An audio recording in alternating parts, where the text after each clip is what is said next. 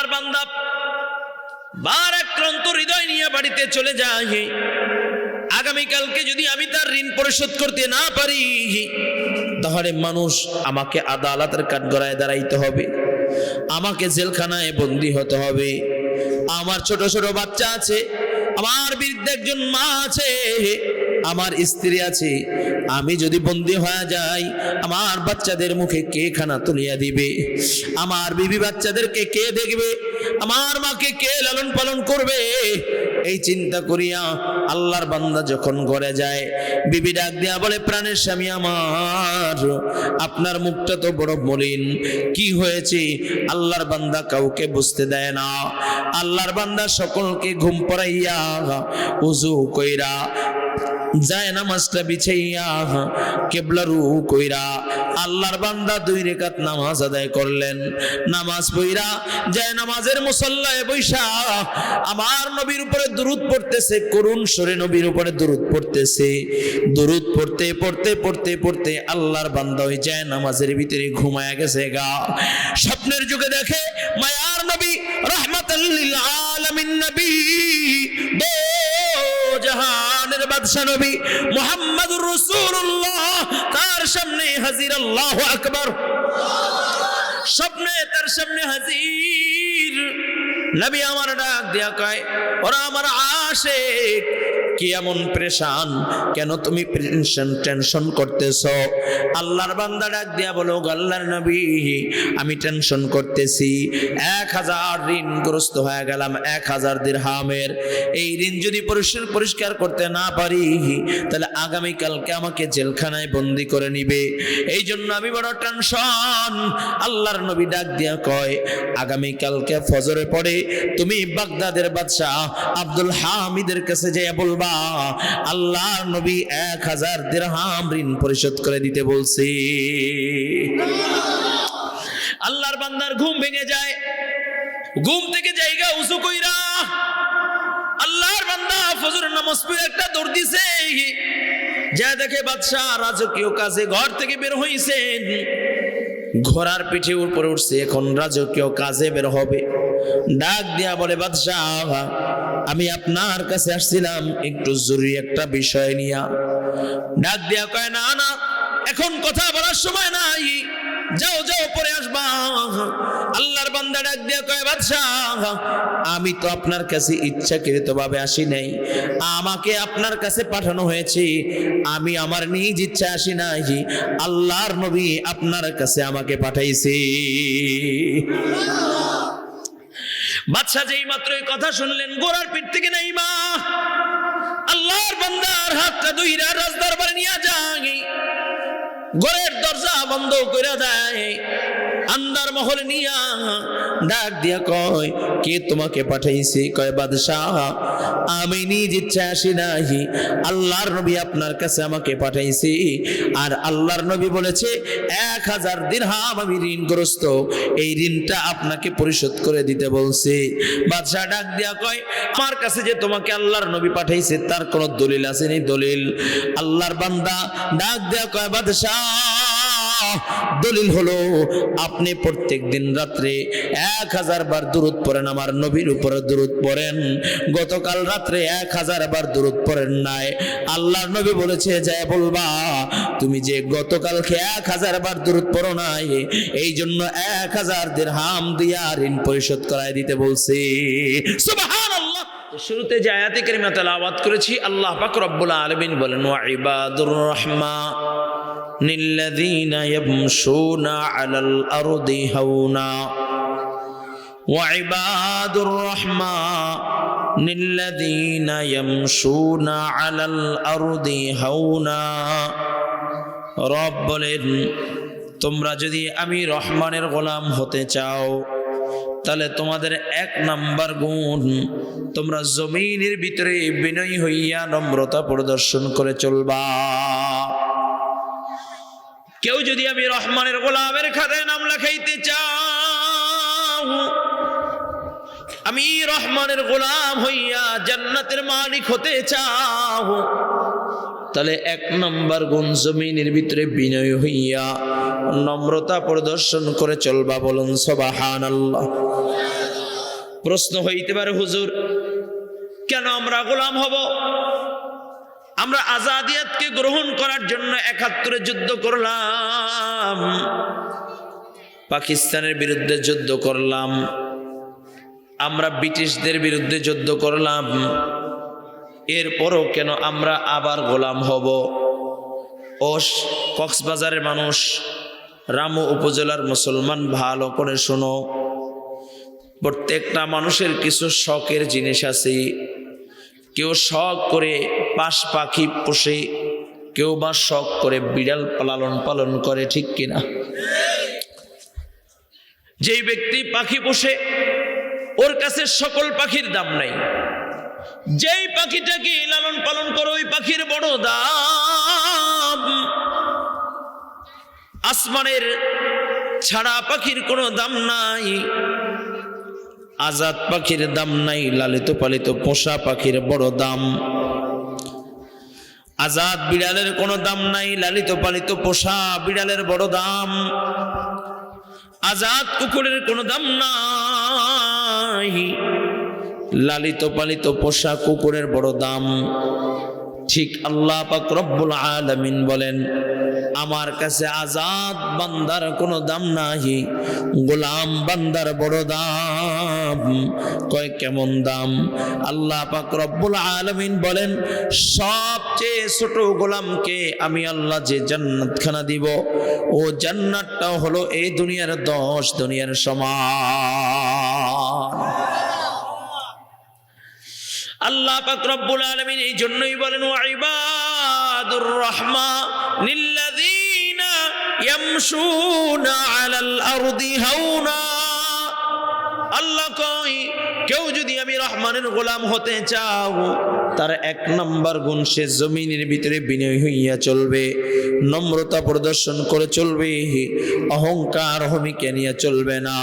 কলিজার যুবক ভালো করে বুঝেন, যদি কোনো ব্যক্তি নিজেকে নিজে মিটাইয়া দেয়, যদি বিনয় হইয়া যায়, তাহলে তার কেমন দাম, কেমন দাম, কেমন দাম।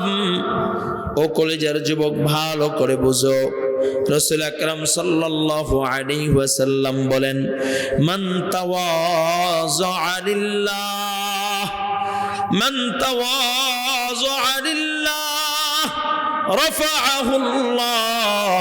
আল্লাহর নবী কয়, যেই ব্যক্তি নিজেকে নিজে মিটায়া দেয়, আল্লাহ তাআলা তাকে চমকায়া দেয়। সুবহানাল্লাহ।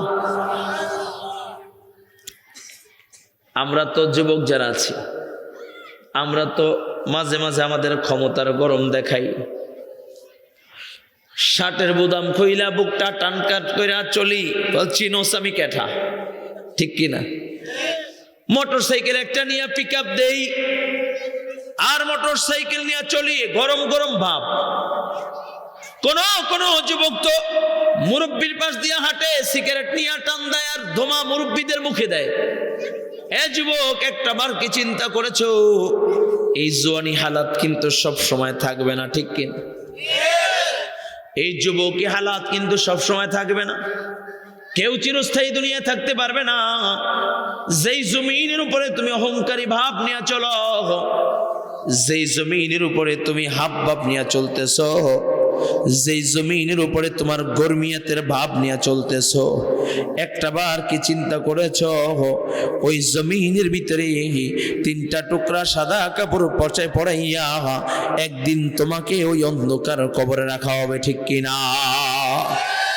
এই জন্য ওই অন্ধকার কবরে কি নিয়ে যাবা? কয় যদি বিনয় হইতে পারো, নিজেকে যদি তুমি মিটাইয়া দিতে পারো, তাহলে তোমার দাম কেমন জানো নি? হাবিবে কিবরিয়া নবী মুহাম্মাদুর রাসূলুল্লাহ সাল্লাল্লাহু আলাইহি ওয়াসাল্লাম, পড়েন না সবাই, সবাই হাতটা জায়গায় পড়েন 5 বার, সাল্লাল্লাহু আলাইহি ওয়াসাল্লাম,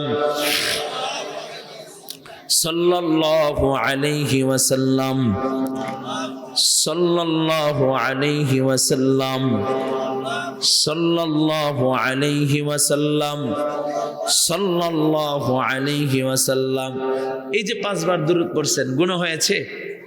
গুনাহ হয়েছে? কয় কোন ব্যক্তি যদি একবার আমার নবীর উপরে দুরূদ পড়ে আল্লাহ তাআলা 10টা গুনাহ মাফ করে দেয়, 10টা রহমত বর্ষণ করে, 10টা মর্তবা আল্লাহ তাআলা বাড়ায়া দেয়। চিৎকার মেরে বলেন আল্লাহু আকবার। আমরা তো দুরূদ পড়তে চাই না, অথচ আল্লাহ পাক রব্বুল আলামিনের কাছে সবচেয়ে প্রিয় আমল হলো দুরূদ। সুবহানাল্লাহ কর না। আল্লাহ পাক রব্বুল আলামিন বলে, বান্দা আমি আল্লাহ নামাজ পড়ি না, আমি আল্লাহ যাকাত দেই না, আমি আল্লাহ রোজা রাখি না, হজ করি না, কিন্তু এমন একটা আমল আছে যে আমলটা আমিও করি তুমিও করো। সুবহানাল্লাহ কর।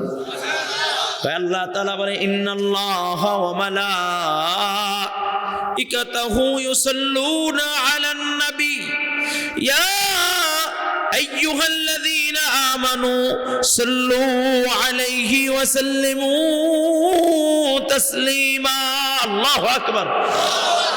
আল্লাহ পাক রব্বুল আলামিন বলেন, ইন্নাল্লাহা ওয়া মালাইকাতাহু ইউসাল্লুনা আলান নবী ইয়া আইয়ুহাল্লাযীনা আমানু সাল্লু আলাইহি ওয়া সাল্লিমু তাসলিমা। এই আয়াতটাকে আমরা জিলাফি খাওয়ার আয়াত বানাই নিছি। জিলাফি খাওয়ার আয়াত বুঝেননি? জুমার দিন ইমাম সাহেব যখন এই আয়াতে টান দেয়, একজন আর একজনে কয়, এই দোস্ত যাইস না, মিষ্টি আছে, জিলাফি আছে, ঠিক কিনা? আপনারা বুঝতেছেন না বোধহয় আমার কথা। আমার কথা বোঝা যাচ্ছে? তার মানে এই আয়াত পড়লে মনে করি এখন মিলাদ আছে, আর মিলাদ থাকলেই তো জিলাফি আছে। এইটা কি মিলাদ পড়ার মিলাদের আয়াত? এই আয়াতের হাকিকত যদি কোনো বান্দা জানতো, তাহলে সে দিন রাত 24 ঘন্টা আমার নবীর উপরে দুরূদ পড়তো। বলুন সুবহানাল্লাহ।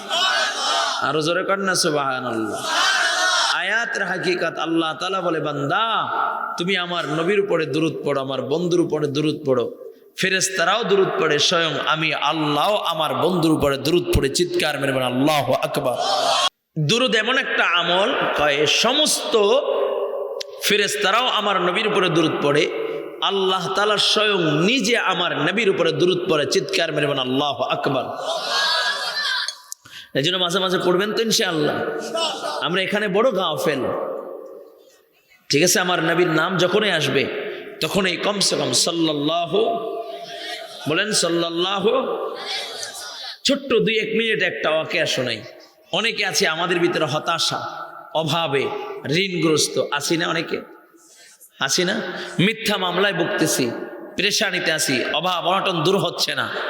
আজকেও একজন বলল, হুজুর অভাব অনটন দূর হয় না, একটা আমল শিখাইয়া দেন। অনেকে বলে, হুজুর ঋণগ্রস্ত হয়ে গেছি, ঋণ মুক্ত হওয়ার একটা আমল শিখাইয়া দেন। আমি আপনার জন্য আমলটা দিচ্ছি, তবে আমলটা দেওয়ার আগে একটা ছোট্ট একটা ওয়াকিয়া শোনাই। বাগদাদের ভিতরে এক আল্লাহর বান্দা, খুব দিনদার মানুষ ছিল, খুব বুজুর্গ মানুষ ছিল, সম্পদের কোনো অভাব ছিল না, দন্দৌলাত অনেক ছিল, কিন্তু হঠাৎ করে আল্লাহর বান্দা দেউলিয়া হয়ে গেলেন, অভাব অনটনার ভিতরে পড়ে গেলেন। হয় কিনা? নদীর পার ভাঙে ওপার গড়ে, এই তো নদীর খেলা, সকালবেলা দনির তুই ফকির সন্ধ্যাবেলা। এটা তো আর আপনাদেরকে বোঝানোর কিছু নাই, ঠিক কিনা? আপনাদের কাছে এই মহাসাগর আছে, এখানে নদীর উদাহরণ দিব কি? এই সাগরে কত রানার ঘর বাড়ি চলে গেল, ঠিক কিনা? কথা কয় না, কথা কয় না। কেউ ধনী সম্পদ আল্লাহ তাআলা দেন, আবার কেড়ে নেন কে? জোরে বলেন, জোরে। কাউকে আল্লাহ সম্পদ দিয়ে পরীক্ষা করেন, আবার কাউকে আল্লাহ তাআলা সম্পদ নিয়ে পরীক্ষা করেন।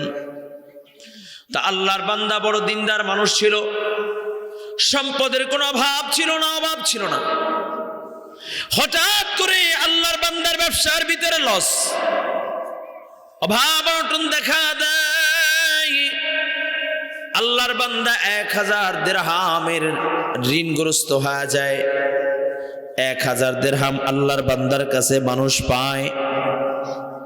একদিন, 2 দিন, 3 দিন, একের পর এক তারিখ ঘুরতেছে, কিন্তু ওই আল্লাহর বান্দার 1000 দিরহাম আর দেওয়ার মতো সুযোগ নাই। বিচারকের কাছে বিচার দিল, কাজীর কাছে বিচার দেয়, ও বিচারক আমার 1000 দিরহাম এখন পর্যন্ত দেয় না।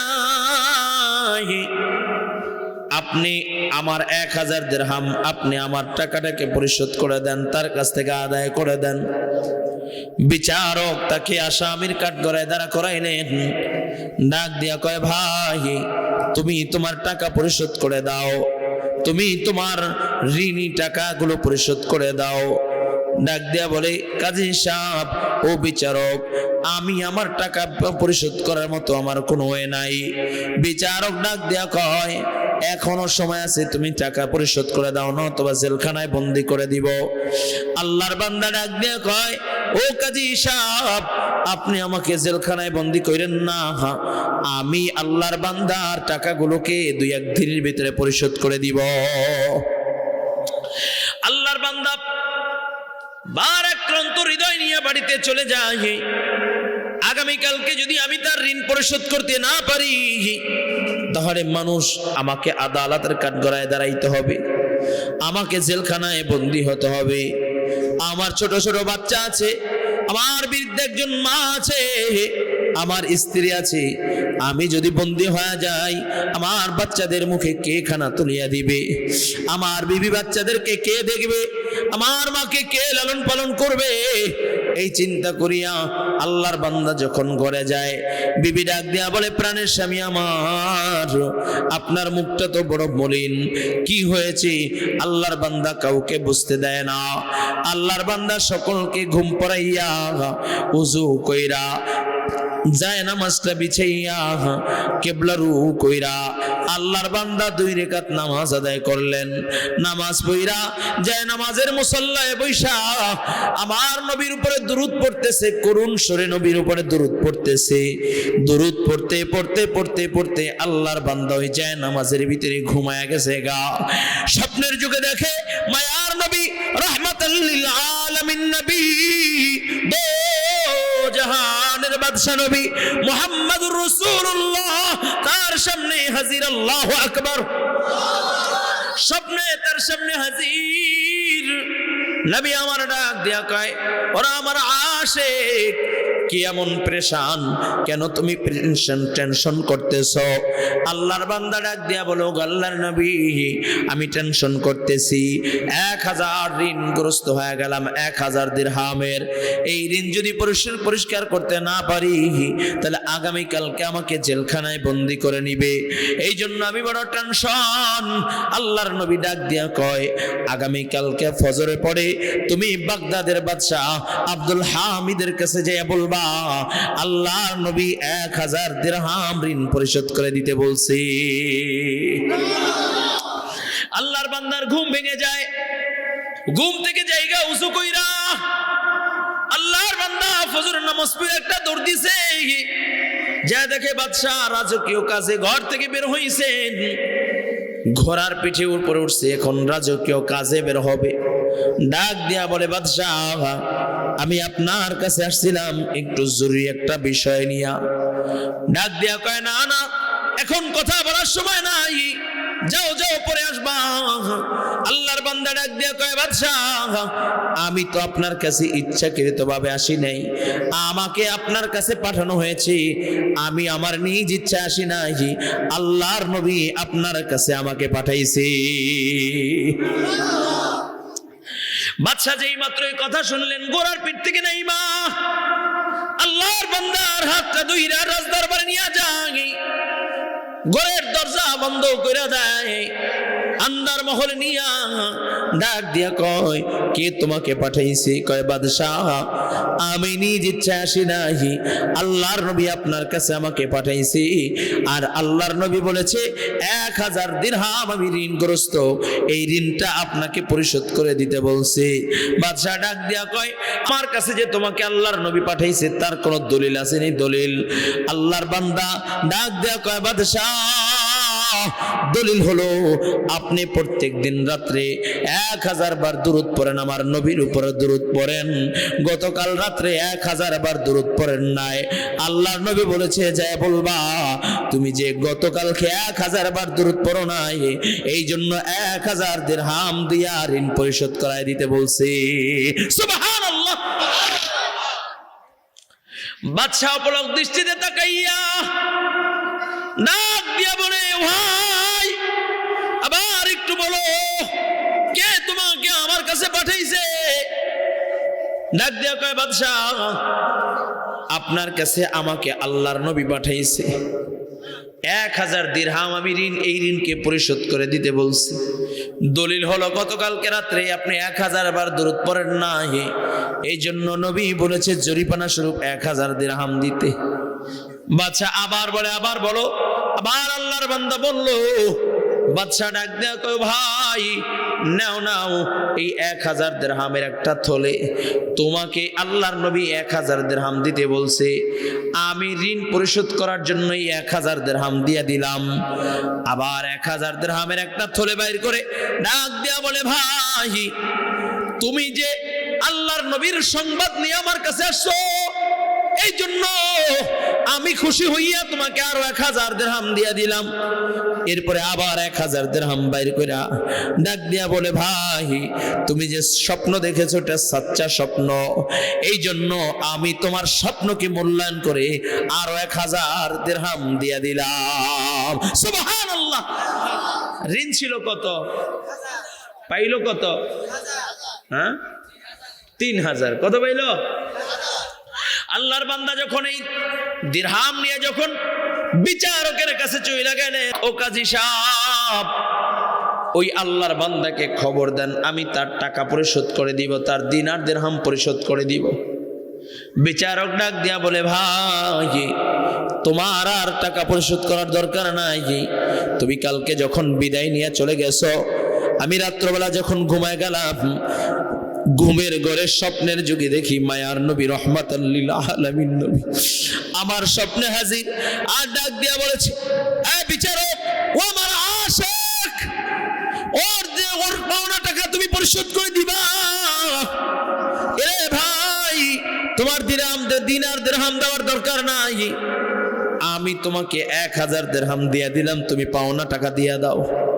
শুধু 1000 দিরহাম দিলাম তা নয়, তোমার কারণে আমি হাবিবে কিবরিয়া নবী মুহাম্মদুর রাসূলুল্লাহ সাল্লাল্লাহু আলাইহি ওয়াসাল্লামের সাথে আমার মোলাকাত হয়েছে, নবীর সাথে আমার দিদার হয়েছে। স্বপ্নের যুগে আমি নবীকে দেখা ফেলছি, এই জন্য আমি খুশি হইয়া আরো 1000 দিরহাম দিয়া দিলাম। সুবহানাল্লাহ। আল্লাহর বান্দা যখন এই দিনার দিরহাম নিয়া পাওনাদারের বাড়ি হাজির হইয়া যায়, ডাক দিয়া বলে ভাই নাও নাও তোমার পাওনা টাকা পরিশোধ করে দিলাম, 1000 দিরহাম পাবা, নাও নাও তোমার টাকা আমি তোমাকে দিয়া দিলাম। পাওনাদার ডাক দিয়া কয় ভাই টাকা দেওয়ার দরকার নাই, বরঞ্চ আমি তোমার কাছে মাপ চাই, গতকালকে আমি তোমার সাথে খারাপ ব্যবহার করেছি। ও ভাই তুমি যখন বাড়িতে চলে গিয়েছিলা, তুমি যখন বাড়িতে চইলা গেছো, আমিও আবার বাড়িতে চইলা আসলাম।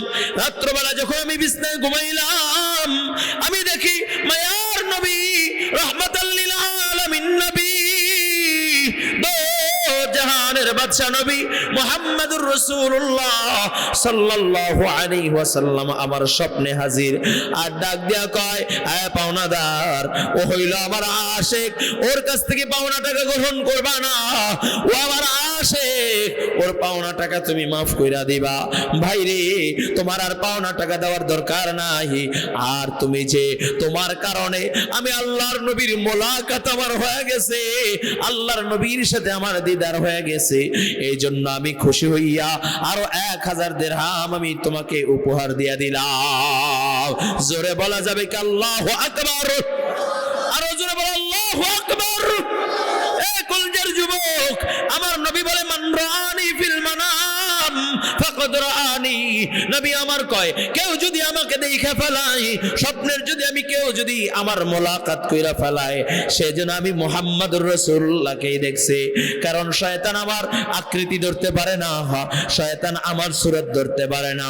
ও কলজার যুবক, জীবনে তো কত নায়ক নায়িকার জন্য পাগল, কত নায়ক নায়িকার জন্য পাগল, কখনো কি আমার নবীর মোলাকাতের জন্য একটু মনটা ব্যাকুল হয়েছিল?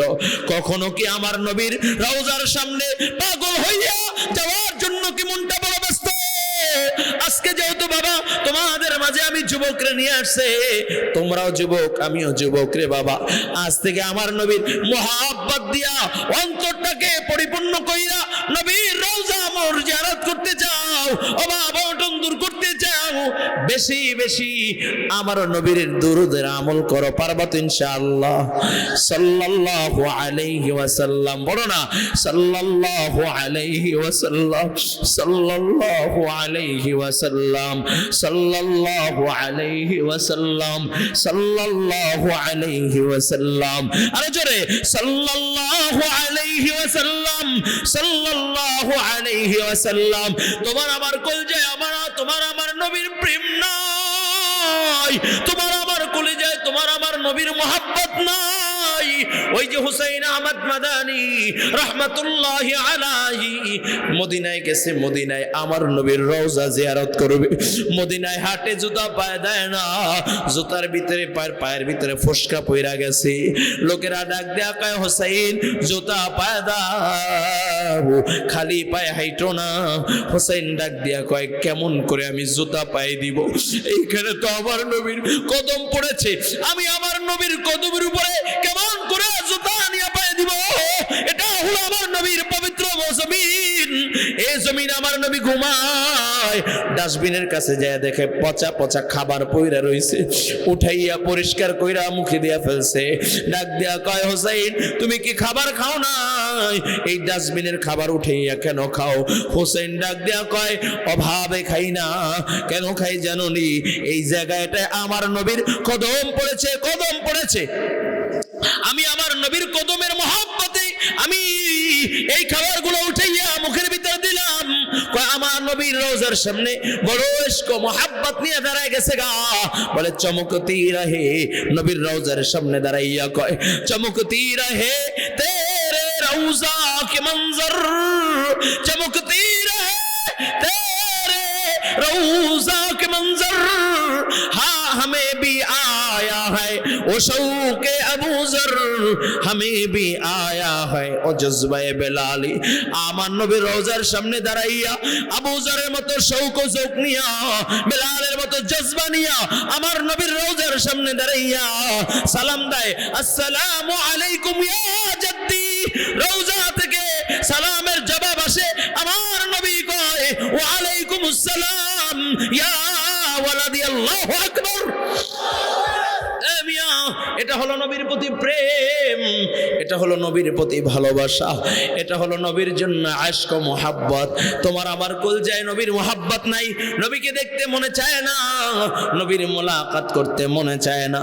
একদিন এক যুবক কয় হুজুর আজকে আমি ধন্য। কয় কেন? আমি সাকিব খানরে দেখছি, আমি সাকিব খানরে দেখছি। আমি আর তুমি সাকিব খানরে দেইকা ধন্য হও, তুমি সাকিব খানরে দেইকা ধন্য হও। আর আমাদের আকাবের বুজুর্গরা আল্লাহর নবীর রওজার পাশে বইসা নবীর সাথে মোলাকাত কইরা কইরা হাদিস পড়াইতো। সুবহানাল্লাহ। শেখ জাকারিয়া রহমতুল্লাহি আলাইহি নাম শুনছেন নি? শেখ জাকারিয়া রহমতুল্লাহি আলাইহি নাম শুনছেন না? ওই যে ফাজাইল আমল কিতাব, প্রত্যেক মসজিদে মসজিদে একটা কিতাব আছে, ওই কিতাবের লেখক শেখ জাকারিয়া রহমতুল্লাহি আলাইহি। তো শেখ জাকারিয়া রহমতুল্লাহি আলাইহি নবীর রওজার পাশে বইসা হাদিস পড়ায়। একদিন হাদিস পড়াইতে পড়াইতে বলে কুল্লু নবিয়্যুন হাইয়ুন ফি কবরিহি, প্রত্যেক নবীরা তাদের কবরের ভিতরে জিন্দা। একজন ছাত্র কয় হুজুর সত্য সত্যই কি জিন্দা? আবার কয় কুল্লু নবিয়্যুন হাইয়ুন ফি কবরিহি, প্রত্যেক নবীরা তাদের কবরের ভিতরে জিন্দা। আবার ইশকার কইরা ফেলছে হযরত সত্য সত্যই কি নবীরা কবরে জীবিত? কয় চক্ষুটা বন্ধ করো, বন্ধ কইরা রওজার দিকে তাকাও। ছাত্র যখন চক্ষু বন্ধ করে রওজার দিকে তাকায়, তাকায় দেখে আমার নবী রওজা থেকে হাত উঠাইয়া ডাক দিয়া কয় হ্যাঁ আমি রওজার ভিতরে জিন্দা। সুবহানাল্লাহ। এটা হলো নবীর প্রেম, নবীর প্রেম, এটা হলো নবীর ভালোবাসা। কেমন করে কোন দিকে চইলা গেলাম, আলোচনা তো এটা ছিল না। আল্লাহ তাআলা আমাদের কলজাকে নবীর প্রেম দিয়ে পরিপূর্ণ করে দেন, বলুন আমিন। তা আল্লাহর নবী মসজিদে নববীর ভিতরে বসা, এমন সময় জিবরাইল আমার নবীর সামনে হাজির, ডাক দিয়া বলি ইয়া রাসূলুল্লাহ, ইয়া হাবিবাল্লাহ, ওই যে চাদর মুড়ি দিয়া হেঁটে যায় আপনার সাহাবী আবু যর। নবী আমার ডাক দিয়া কয়, জিবরাইল তুমি আমার আবু যরকে কেমনে চিনছো, কিভাবে আবু যরকে চিনেছ? জিবরাইল বলে ইয়া রাসূলুল্লাহ, ইয়া হাবিবাল্লাহ, শুধু আমি জিবরাইল চিনি তা নয়, আসমান ও জমিনের ভিতরে যত ফেরেশতা আছে সকল ফেরেশতারা আবু যরকে চিনে। সুবহানাল্লাহ। নবী আমার ডাক দিয়া কয়, জিবরাইল কি এমন আবু যরের গুণ, কোন গুণের কারণে আবু যরকে সকল ফেরেশতারা চিনে? ইয়া রাসূলুল্লাহ, ইয়া হাবিবাল্লাহ, শুধু আবু যরকে চিনে তা নয়, স্বয়ং আল্লাহ তাআলা আবু যরের সাথে নিজে আবু যরের কথা নিয়ে আল্লাহ তাআলা ফেরেশতাদের মাঝে আবু যরের ব্যাপারে ফেরেশতাদের মাঝে স্বয়ং আল্লাহ নিজে গল্প করে। সুবহানাল্লাহ। নবী আমার চোখের পানি ছেড়ে দিলেন। নবী আমার কান্না করে ডাক দিয়া বলে, ভাই জিবরাইল, আমার আবু যরের কি এমন গুণ যেই গুণের কারণে আবু যরের আলোচনা আল্লাহ তাআলা ফেরেশতার মাঝে করে, ফেরেশতারা আবু যরকে চিনে? বলি ইয়া রাসূলুল্লাহ, ইয়া হাবিবাল্লাহ, আবু যরের দুইটা গুণ। আবু যরের দুইটা গুণ, এক নাম্বার, আবু যরের এক নাম্বার গুণ বলে লিকাসরাতে সূরাতুল ইখলাস। কয় আবু যর গিফারি বেশি বেশি সূরা ইখলাস তেলাওয়াত করে। কুল হুয়াল্লাহু আহাদ, আল্লাহুস সামাদ, লাম ইয়ালিদ ওয়া লাম ইউলাদ ওয়া লাম ইয়াকুল লাহু কুফুয়ান আহাদ। কুল হুয়াল্লাহু আহাদ, আল্লাহুস সামাদ, লাম ইয়ালিদ ওয়া লাম ইউলাদ ওয়া লাম ইয়াকুল লাহু কুফুয়ান আহাদ। আবার কুল হুয়াল্লাহু আহাদ, আল্লাহুস সামাদ, লাম ইয়ালিদ ওয়া লাম ইউলাদ ওয়া লাম ইয়াকুল লাহু কুফুয়ান আহাদ। এই যে জবান নাড়ায় নাড়ায় তিনবার সূরা ইখলাস পড়লা, আল্লাহ পাক রব্বুল আলামিন প্রত্যেকের আমল নামায় এক খতম কোরআনুল কারীমের সওয়াব লেখা দিয়েছে। শুধু তাই না, যদি কোন আল্লাহর বান্দা তার হায়াতের জিন্দেগিতে ইয়ানি জন্ম থেকে নিয়ে মৃত্যু পর্যন্ত কোন আল্লাহর বান্দা যদি 1,25,000 বার সূরা ইখলাস তেলাওয়াত করে, আল্লাহ পাক রব্বুল আলামিন তার এই সিনাটাকে জাহান্নামের আগুন দিয়ে জ্বালাবে না। সুবহানাল্লাহ। কি খুব কঠিন কিছু। অনেকে কয় হুজুর কোরআন পড়তে পারি না, তুমি কি সূরা ইখলাসও পড়তে পারো না? কি ভাই, কোরআন শরীফ কয় হুজুর বাবা কোরআন পড়ায় নাই, ছোটবেলায় মাদ্রাসায় যাই নাই, কোরআন পড়তে পারি না। ও মিয়া, কোরআন পড়তে পারো না, এই জন্য কি সূরা ইখলাসও পড়তে পারো না? কুল হুয়াল্লাহ সূরাও কি তুমি পারো না? যদি কোনো ব্যক্তি সূরা ইখলাস 3 বার পড়ে এক খতম কোরআনুল কারীমের সওয়াব পায়। সুবহানাল্লাহ। কয় আবু যরের 1 নাম্বার গুণ লিকাসরাতে সূরাতুল ইখলাস। 2 নাম্বার, আবু যরের 2 নাম্বার গুণ লিসিগারি লিনাফসি। আবু যর নিজেকে নিজে খুব ছোট মনে করে, বিনয় হইয়া রাস্তা জমিনের ভিতরে চলে। ওই যে বললাম আল্লাহ কয় ওয়া ইবাদুর রাহমানিল্লাযীনা ইয়ামশুনা আলাল আরদি হাওনা। কয় আয়াতের প্রতিচ্ছবি হইল হযরতে আবু যর। কয় আবু যর নিজেকে নিজে খুব বিনয় কইরা রাস্তার ভিতরে চলে, বিনয় হইয়া জমিনের ভিতরে চলে, নিজেকে নিজে খুব ছোট মনে করে। কয় আল্লাহ তাআলা আবু যর নিজেকে নিজে ছোট মনের কারণে আল্লাহ তাআলা আবু যরের দাম এত বাড়াইছে, কয় সকল ফেরেশতারা আবু যরকে চিনে। সুবহানাল্লাহ। ঠিক তোমার আমার ভিতরে যদি এই গুণটা চলে আসে, 1 নাম্বার ওয়া ইবাদুর রাহমানিল্লাযীনা ইয়ামশুনা আলাল আরদি হাওনা, যদি এই বিনয় হইয়া চলো, জমিনের ভিতরে যদি নম্রতা প্রদর্শন করে চলো, কয় আবু যরকে যেমনি ভাবে ফেরেশতারা চিনে, তোমাকেও সেইভাবে ফেরেশতারা চিনবে। বলুন সুবহানাল্লাহ। তোমার নাম দইরা দইরা আল্লাহ তাআলা ফেরেশতাদের মাঝে আলোচনা করবে। বলুন সুবহানাল্লাহ। এটা হলো আল্লাহ তাআলার গোলামের 1 নাম্বার গুণ। 2 নাম্বার ওয়া ইযা খাতাবাহুমুল জাহিলুনা ক্বালু সালামা। আল্লাহ তাআলা বলেন, কেউ যদি আমি রহমানের গোলাম হতে চাও, রহমানের গোলামের খাতায় নাম লাগাইতে চাও, তার 2 নাম্বার গুণ কয়, তাদেরকে যদি কেউ গালি দেয়, গালির জবাব গালি দিয়া দিবে না, মায়ের জবাব মার দিয়া দিবে না। ওয়া ইযা খাতাবাহুমুল জাহিলুনা ক্বালু সালামা, কয় তাকে কেউ গালি দিলে গালির জবাব গালি দিয়া দিবে না, মায়ের জবাব মার দিয়া দিবে না, তার জন্য শান্তির দোয়া করবে, শান্তির দোয়া করবে। কলে প্রশ্ন হইতে পারে, হুজুর তাহলে মাঝে মাঝে দেখি আপনারা হুজুররা মাঝে মাঝে রাস্তায় নাইমা নারায়ে তাকবীরের স্লোগান দেন, মাঝে মাঝে বাইতুল মুকাররমের উত্তর ঘাটে জড়ো হইয়া বিশাল বিশাল মিছিল করেন, মাঝে মাঝে আপনারা হুজুররা দেখি রাজপথে নাইমা যান, মাথার পাগড়িকে কোমরে বেঁধে ফেলেন, মাঝে মাঝে কাপড়ের কাপড় পরে ফেলেন। কারণ কি? আল্লাহ তাআলা তো কয়, ওয়াইদা খাতাবাহুমুল জাহিলুনা ক্বালু সালামা। অথচ আপনারা রাগ হয়ে যান, কারণ কি? ও বাবা জবাব নাও, জবাব নাও। আল্লাহর নবী রাহমাতাল লিল আলামিন নবী মুহাম্মদুর রাসূলুল্লাহ ভুলে গেছেন, ভুলে গেছেন গা? তারপরে সাল্লাল্লাহু আলাইহি ওয়াসাল্লাম আল্লাহর নবী যখন মক্কাতুল মুকাররমায় আমার নবী যখন দ্বীনের দাওয়াত দিতে লাগলেন, ও কলেজের যুবক ভালো করে বোঝো, মক্কায় আমার নবীর আপনজন বলতে কেউ ছিল না, আমার নবীর সব দুশমন ছিল। কবে? 40 বছর আগ পর্যন্ত নবীকে সবাই আল আমিন ডাকতো, নবীকে সবাই বিশ্বাসী ডাকতো, নবীর জন্য সবাই পাগল পাড়া। ব্যবসার জন্য বের হইলে আমার নবীর চেহারা দেখা ব্যবসায় যাইত, কিন্তু ওই মক্কার লোকেরা আমার নবী যখন দ্বীনের দাওয়াত দিলেন, কুলু লা ইলাহা ইল্লাল্লাহ তুফলিহুন, কুলু লা ইলাহা ইল্লাল্লাহ তুফলিহুন। নবীর আপন চাচা দাঁড়ায় গেলেন, ও মুহাম্মদ, এই জন্যই কি তুমি একত্রিত করেছো কালিমার দাওয়াত দেওয়ার জন্য? এক আল্লাহ 360টা মূর্তির পূজা করি, দুঃখ মোচন করতে পারে না, এক আল্লাহ কেমন করে দুঃখ মোচন করবে? ও মুহাম্মদ, এই জন্যই কি তুমি আমাদেরকে একত্রিত করেছো? তাহলে শোনো, তাব্বান লাকা, তোমার হাত দুলায় দূষিত হোক, তুমি ধ্বংস হয়ে যাও। নিজের আপন চাচা বদদুয়া করে ফেলছে। নবী কান্নার আওয়াজ, নবী কান্না শুরু করে দিলেন। এইটা যদি বদদুয়াটা যদি দূরের কেউ করত, তাও মনটাকে সান্ত্বনা দিতে পারতাম।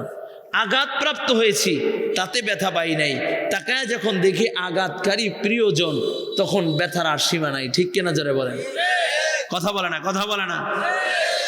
আঘাত খেয়েছি, কষ্ট পাই নাই, কিন্তু আঘাতকারী যদি পিছনের দিকে তাকায় দেখি প্রিয়জন, তখন কলিজা ফেটে যায়। ঠিক কিনা? নবী কয়, আমি দ্বীনের দাওয়াত দিলাম, দূর থেকে একজন বিরোধিতা করলে সান্ত্বনা দিতে পারতাম, আমার আপন চাচা বলে তাব্বান লাকা, ও মুহাম্মদ তুমি ধ্বংস হয়ে যাও। নবী আমার কান্নার আওয়াজ, নবী কান্না শুরু করে দিলেন। আল্লাহ কয়, বন্ধু আপনি কান্না করলে তো আমি সহ্য করতে পারি না। সুবহানাল্লাহ। কান্না হাবিব আপনি কান্না কইরেন না, কান্না কইরেন না। ও বন্ধু, আপনি কান্না করলে আমি আল্লাহ সহ্য করতে পারি না। কে বলেছে আপনি ধ্বংস হইবেন? আপনি তো নিয়ামতওয়ালা, আমি আল্লাহ আপনাকে নিয়ামতওয়ালা বানাইছি। এত আস্তে, আর একটু জোরে কও সুবহানাল্লাহ। কয় বন্ধু, কে বলেছে আপনি ধ্বংস হইবেন? আপনি তো খুলুকে আজিমওয়ালা, বন্ধু আপনি ধ্বংস হইবেন না। আল্লাহ তাআলা কয়, বন্ধু আপনি ধ্বংস হবেন না। নুন ওয়াল কলামি ওয়া মা ইয়াসতুরুন মা আনতা বিনিআমাতি রাব্বিকা বিমাজনুন ওয়া ইন্নাকা লাআলা খুলুকিন আযীম। আল্লাহ কয়, বন্ধু আপনাকে আমি নিয়ামতওয়ালা বানাইলাম, আপনাকে আমি খুলুকে আযীম দিলাম, ও বন্ধু আপনি ধ্বংস হইবেন না। আল্লাহ তাআলা এখন সান্ত্বনা দেয়। আল্লাহ কয়, বন্ধু আমার আসমান, আমার জমিন, আমার চন্দ্র, আমার সূর্য, আমার এই নাজ নিয়ামত গুলো ভক্ষণ কইরা এমন নাফরমান আছে যারা মূর্তির পূজা করে। করে, মূর্তির পূজা করে, আমি আল্লাহ ধ্বংস করে দেই না। কিন্তু বন্ধু, কেউ যদি আপনার বিরুদ্ধাচরণ করে, কেউ যদি আপনাকে গালি দেয়, তখন আমি আল্লাহ সহ্য করতে পারি না। আল্লাহ তাআলা সাথে সাথে সূরা পাঠায় দিলেন, তাব্বাত ইয়াদা আবি লাহাবিন ওয়া তাব মা আগনা আনহু মালুহু ওয়া কাসাব। আল্লাহ কয়, বন্ধু চোখের পানি মুছে ফেলেন, কান্না করবেন না। আপনি কান্না করলে এটা শোভা পায় না। আমি আল্লাহ বলেছি আপনি নিয়ামতওয়ালা, আমি আল্লাহ বলেছি আপনি আখলাকওয়ালা, খুলুকে আজিমওয়ালা। আপনি ধ্বংস হইবেন না। ওই আবু লাহাব ধ্বংস হবে, তার পরিবার ধ্বংস হবে, তার নাম নেওয়ার মতো কেউ থাকবে না। চিৎকার মেরে আল্লাহু আকবার। ওই নবী আমার ডাক দেয়া কয়, দুনিয়ার মানুষ, আমি নবীকে কষ্ট দিলে আমি নবী সহ্য করতে পারি। আমাকে তায়েফের ময়দানে আঘাত করেছে, আমি নবী আঘাত করি নাই। আমাকে উহুদের ময়দানে আঘাত করেছে, আমি নবী বদদুয়া করি নাই। আমাকে আমার বসত ভিটা থেকে তাড়ায় দিয়েছে, আমি বদদুয়া করি নাই। কিন্তু আমার রবের দিনকে মিটায়া দিবা, আমার রবের দিনকে বিলীন করতে চাইবা, নবী সহ্য করতে পারে না। এই জন্যই নবী বদর প্রান্তে হাজির হয়ে গিয়েছে। এই জন্যই নবী তরবারি নিয়ে দাঁড়ায় গিয়েছেন। নবী বলেন, আমাকে মারো, আমাকে কাটো, পাল্টা জবাব দিব না, কিন্তু আমার রবকে নিয়ে ব্যঙ্গ করবা, রবের দিনকে বিলীন করে দিবা, আমি পয়গম্বর সহ্য করব না। ঠিক ওলামায়ে কেরাম বলে, আমাকে মারো, আমাকে কাটো, আমাকে গালি দাও, পাল্টা জবাব দিব না, দিব না, দিব না, কিন্তু আল্লাহর নবীকে নিয়ে ব্যঙ্গ করবা, আল্লাহ তাআলাকে নিয়ে ব্যঙ্গ করবা, রবের বিরুদ্ধাচরণ করবা, মুসলমান সহ্য করবে না। ঠিক কি না? এই জন্যই তো দেখেন না, ওলামায়ে কেরামদেরকে গালি দেয়, কিচ্ছু কয় না, কিন্তু আমার নবীর বিরুদ্ধে কথা বললে তখন দাঁড়ায় যায়। ঠিক কিনা? জোরে কোন। কক্সবাজারে মুসলমান শোনো, যদি আমার নবীকে যদি কেউ গালি দেয়, এই ৯৫ মুসলমানের দেশে আমার নবীকে নিয়ে যদি কেউ ব্যঙ্গ করে, আমার রবকে নিয়ে যদি কেউ ব্যঙ্গ করে, আমার রবের দিনকে নিয়ে যদি কেউ ব্যঙ্গ করে, আর উলামায়ে কেরাম যদি তোমাদেরকে ডাক দেয় আল্লাহর দিন হেফাজতের জন্য, আল্লাহর নবীর ইজ্জত হেফাজতের জন্য, বুকের তাজে রক্ত দেওয়ার জন্য, কোন কোন যুবক তৈরি আছো দাঁড়াইয়া দেখা দাও, নারায়ে তাকবীর। তৈরি আছো তো ইনশাআল্লাহ? এই ময়দানে মাত্র ৩ জন, বুঝে নাই, সবাই হাত জাগাইছে। কিন্তু শোনেন, আমার এই ৯২ মুসলমানের দেশে দিনকে নিয়ে এক গভীর ষড়যন্ত্র চক্রান্ত চলতেছে। ঠিক কিনা? যারা বলে। শুধু তাই না, আপনারা কয়েকদিন আগে দেখেছেন ময়মনসিংহে আমার নবীকে নিয়ে এক কুলাঙ্গার আমার নবীকে নিয়ে ব্যঙ্গ করেছে, আমার নবীর চরিত্রের উপর আঘাত করেছে। ময়মনসিংহের মুসলমানরা উচিত জবাব দিয়ে দিয়েছে, গণপিটানি দিয়ে আগুনে পোড়ায় দিয়েছে। ঠিক কক্সবাজারে যদি কোনো কুলাঙ্গার আমার নবীকে নিয়ে গালি দেয়, আমার নবীর বিরুদ্ধাচরণ করে, আমার রবকে নিয়ে ব্যঙ্গ করে, রবের দিনকে নিয়ে ব্যঙ্গ করে, রবের বিধানকে নিয়ে ব্যঙ্গ করে, আমার নবীর ইজ্জতের উপর আঘাত করে, আমার নবীর খতমে নবুয়তের উপর আঘাত করে, কক্সবাজারের কোন কোন মুসলমান তৈরি আছো এমন বেঈমানদেরকে শাস্তি দিয়ে ৯২ মুসলমানের দেশ থেকে বিতাড়িত করবা। কে কে পারবে? আল্লাহু আকবার।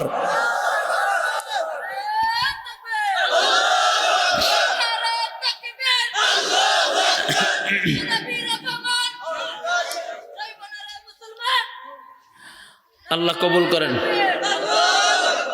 কি রাগ করতেছো? নবীর মোহাব্বত নাই? নাই? কার কার কলেজায় আছে? দাঁড়ায় যাও তো, আল্লাহু আকবার। এত দেরি কেন?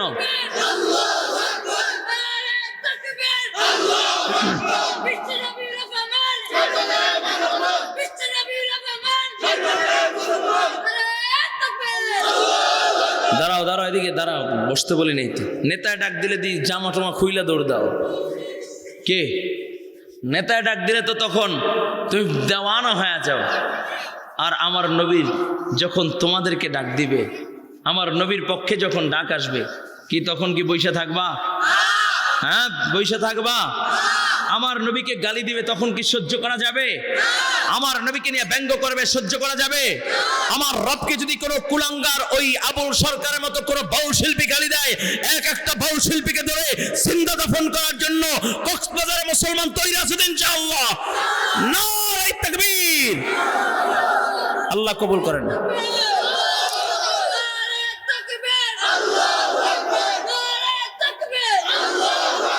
কলেজার যুবক, কলেজার যুবক বসেন।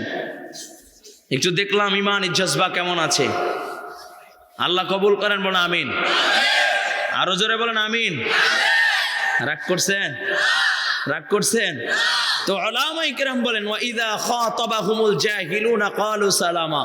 আল্লাহ তাআলা বলেছেন কেউ যদি আমি রহমানের গোলাম হতে চাও তাহলে তার 2 নাম্বার গুণ হলো সে মাইরের জবাব মার দিয়ে দিবে না, গালির জবাব গালি দিয়ে দিবে না, তার জন্য শান্তির দোয়া করবে। ঠিক আমরা দেখবেন উলামায়ে কেরাম মসজিদের ইমাম সাহেবকে একটা সুদখোরায় কয়, এই ইমাম সাহেব তুই আজকে নামাজ পড়ছ না কেন? আছে না? তুই তুকারি ব্যবহার করতে আমি আমার নিজ কানে শুনেছি। সুদখোর আইসা কয়, ইমাম সাহেব ফজর আজান দেরিতে দিলা কা? আছে কি নাই? যে নামাজ পড়ে না সেও আইসা কয়, ইমাম সাহেব পাউডা বেহাকা। কয় বেতন দাও কত? কয় 5 টাকা। কয়টা?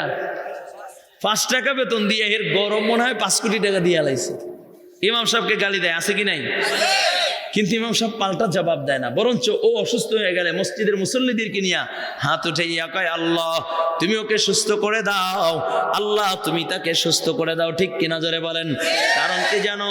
ওয়া ইযা খাতাবাহুমুল জাহিলুনা ক্বালু সালামা। আল্লাহ। সাহাবায়ে কেরামের আমল থেকে আমরা একটু আমল নেই, ভালো করে শুনেন। আল্লাহর নবী সাল্লাল্লাহু আলাইহি ওয়াসাল্লামের সাহাবীদের আমল কেমন ছিল? নবীর সাহাবীদের ব্যবহার কেমন ছিল? আল্লাহর নবী সাল্লাল্লাহু আলাইহি ওয়াসাল্লামের সাহাবীরা যুদ্ধের ময়দানে হাজির।